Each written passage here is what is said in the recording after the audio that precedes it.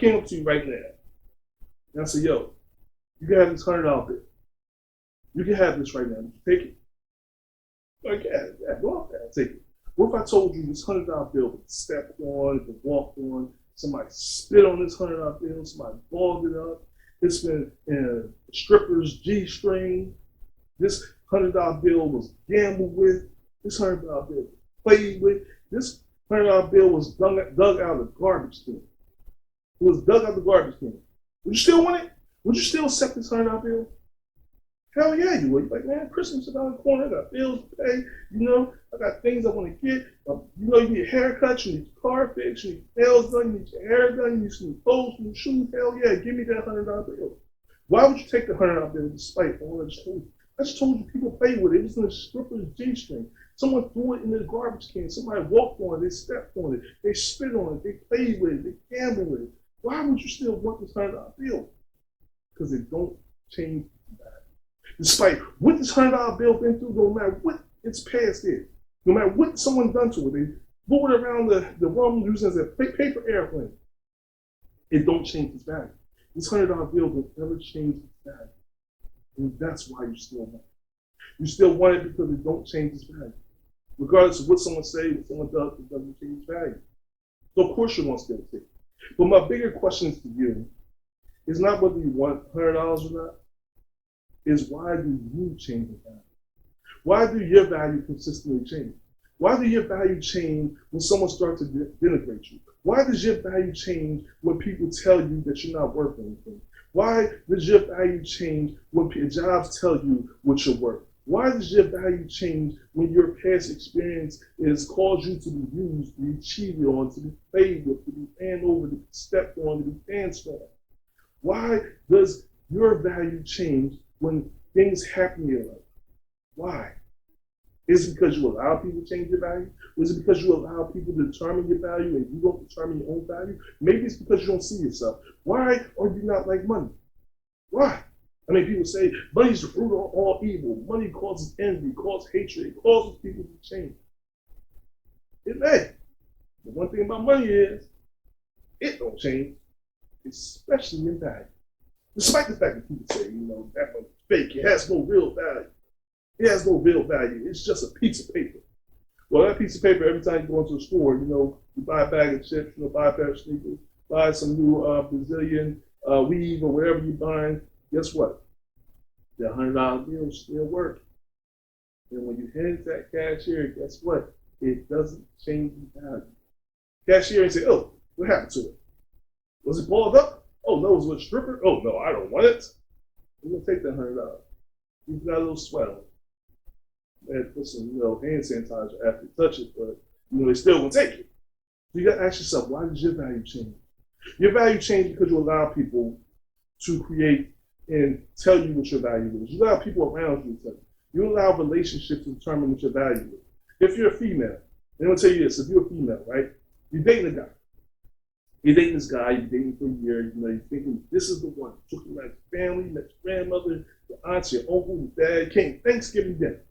And you're like, this is the one right here. I'm telling you, man, we're going to get married.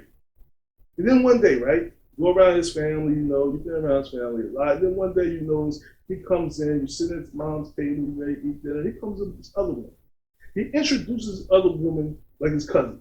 Now, you notice the sister sitting there choking on her food. They're saying something, but you quite can't make out. You see his mom with her hand on her face, shaking her head like, Lord Jesus.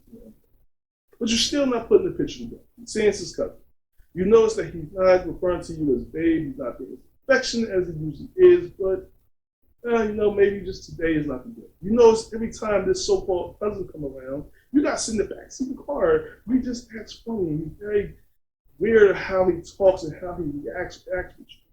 You later find out that this man you were dating, that wasn't his cousin.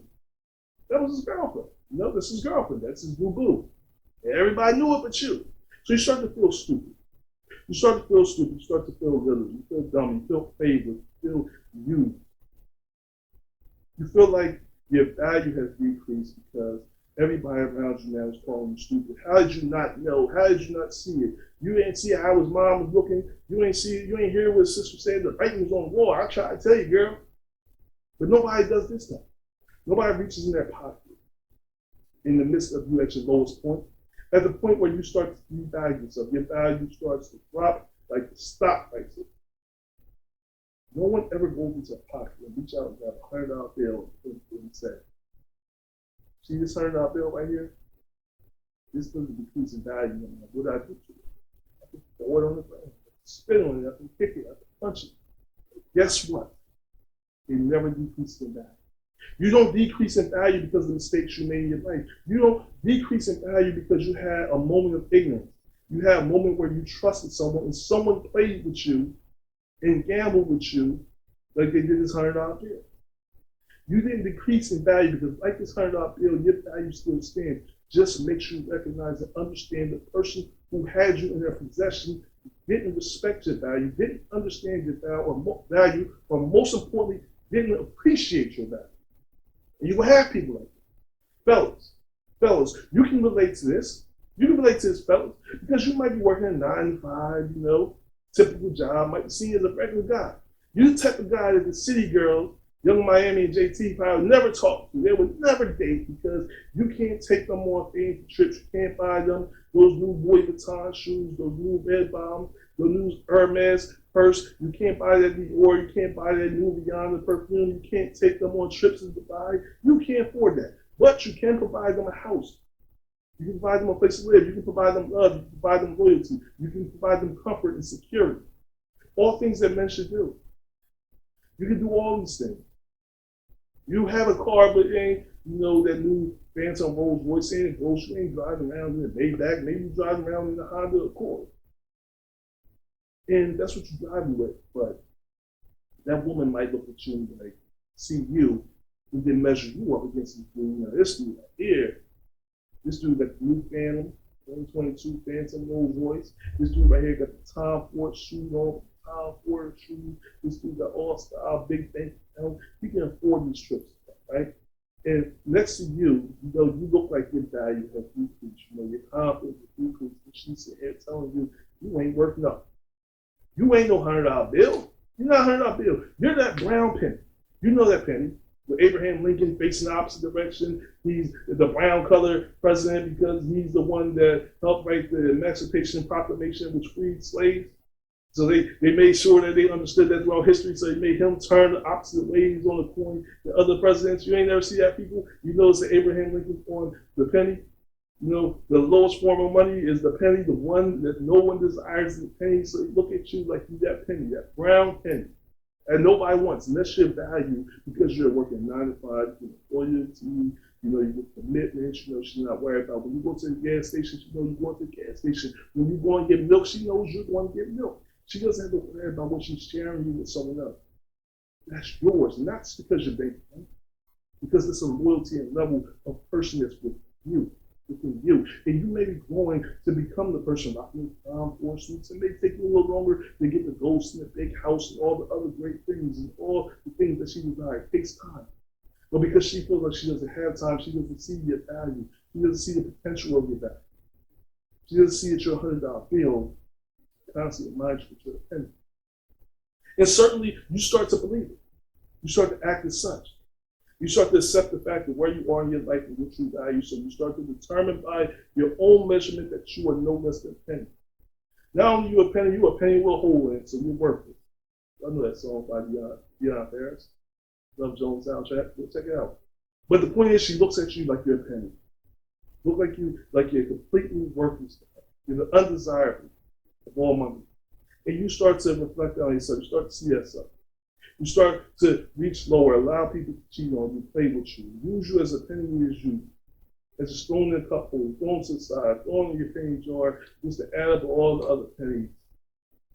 You're least desirable because you forget that you're $100 bill, and because no one comes up to you, reaching their pocket, pull up the $100 bill. Possibly because, again, people might think that person always needs a $1,200. You always go with man, go $400 up. I know, he don't want to borrow. I already know that. You know what? He'd be a little low, so you know what? Let me pick you up. You see this $100, bro? You see this $100 right here? No matter how a woman treats it, no matter how a person treats this $100, no matter how they look at it, no matter what they feel about this $100. Maybe it's $100 is not as crisp as the $100 that we just got out the bank. It's not as straight and crisp when you put in that snack machine. You know how you put the $100, the dollar in the snack machine. You know when it's straight, it goes straight in. And if it's not, you gotta sit here and iron all the wrinkles out and do all kinds of stuff on it, rub it on your jeans to get it to work. They may not have to do that with this, with the one they got, because it's crisp, fresh out the bank. But guess what? No matter how straight that $100 is, no matter how crisp that $100 is, no matter how balled up, wrinkled this $100 bill is, guess what? At the end of the day, we still have the same exact value. The same exact value. Don't forget who you are, bro. Just because he got Tom Ford shoes match, he can take you on the trips and all that. He loyal don't mean he's any more valuable than the shoe.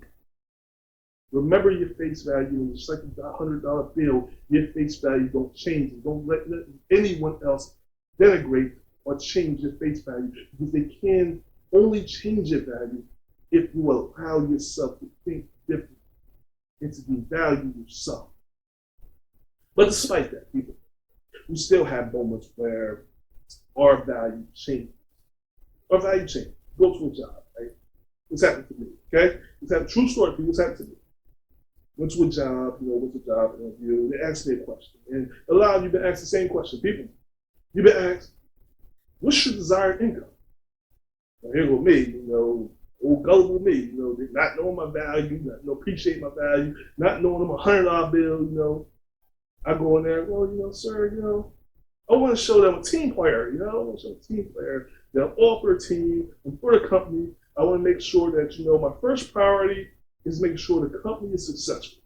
That as a team, as a company, we're successful. They're like, yeah, it's great, it's cool. I'm glad that you feel that way. But what is your value? How much are you looking for? So I dug even deeper, people. Well, sir, I want to make sure that the company continues to grow. I know we're trying to reach certain financial projections, so I don't want to be a burden on those financial projections. I want to make sure we hit our metrics. I want to make sure we hit our number. Hit it hard, sir. That's great, Alan. I'm great you are in that mindset and that you're such a team player. I want to make sure that we hit our bottom line, that we hit our number hard, and that we exceed any expectation we have. But what are your expectations for your financial compensation? So I looked them in their eyes. And with all the confidence that's inside me, I said, blah, blah, blah, blah, blah, blah. I thought I was going to tell you the number I said.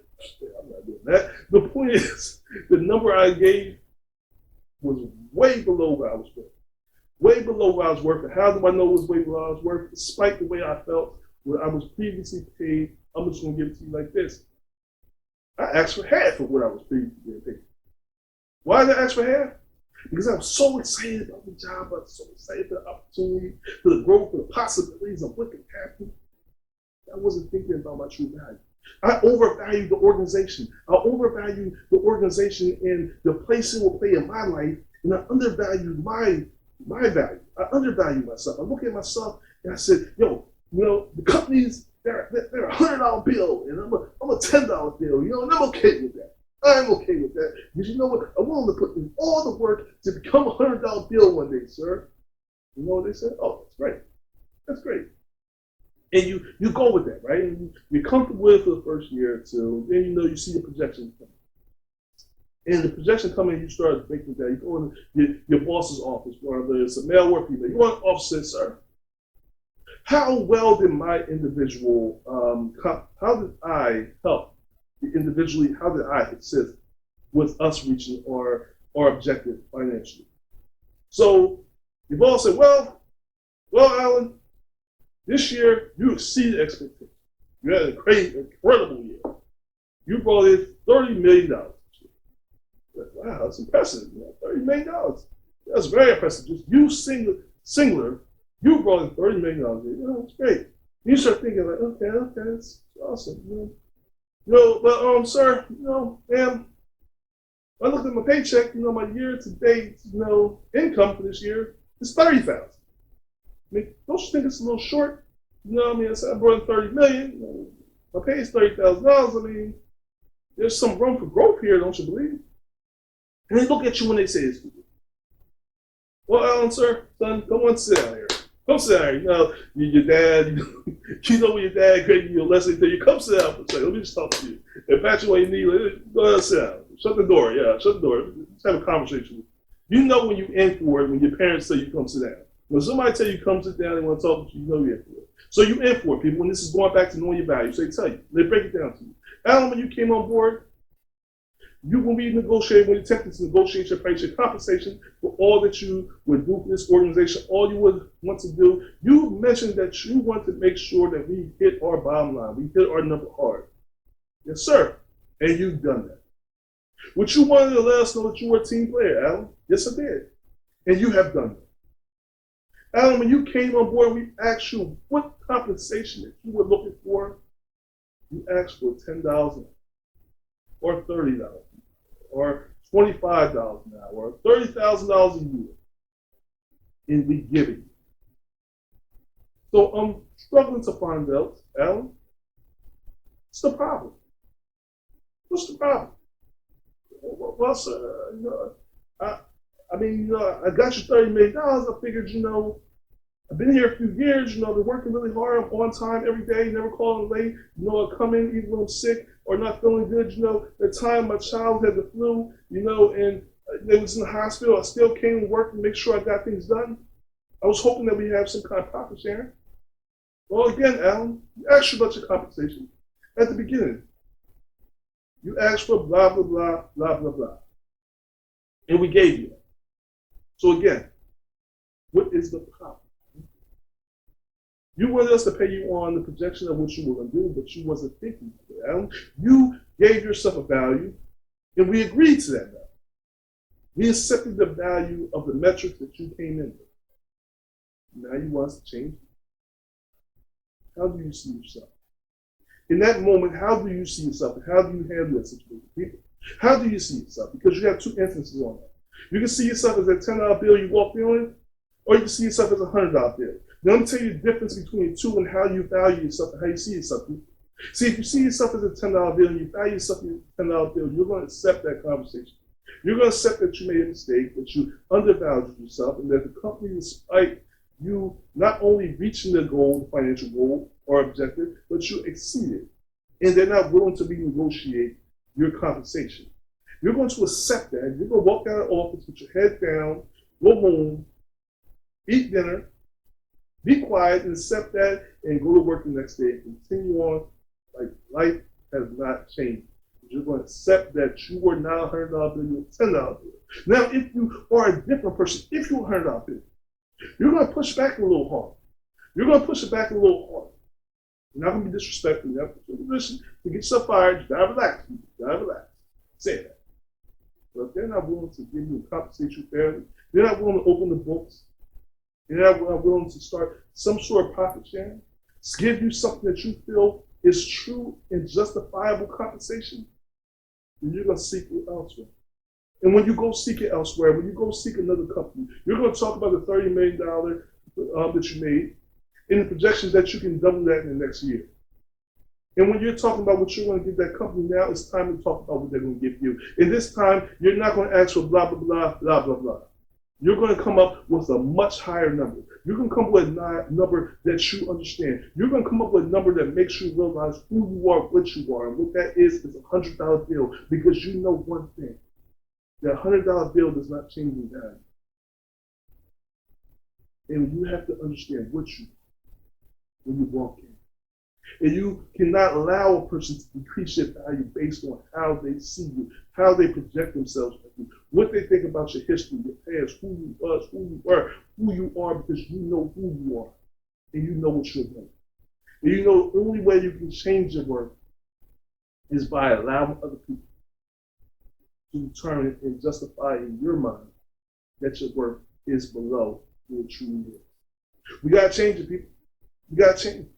You got to change it when you go into these organizations. You go in these organizations, but these companies are broken. No, they're to function exactly how they're supposed to and work with who they're supposed to work with.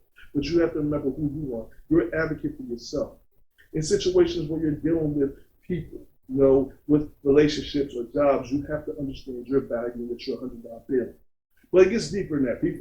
It gets deeper than that because, sometimes you get spit on. You get thrown in the trash. $100 bills get thrown in the trash, get spit on, it gets stepped on and walked on. But you know what? Did all that to this $100 bill right here.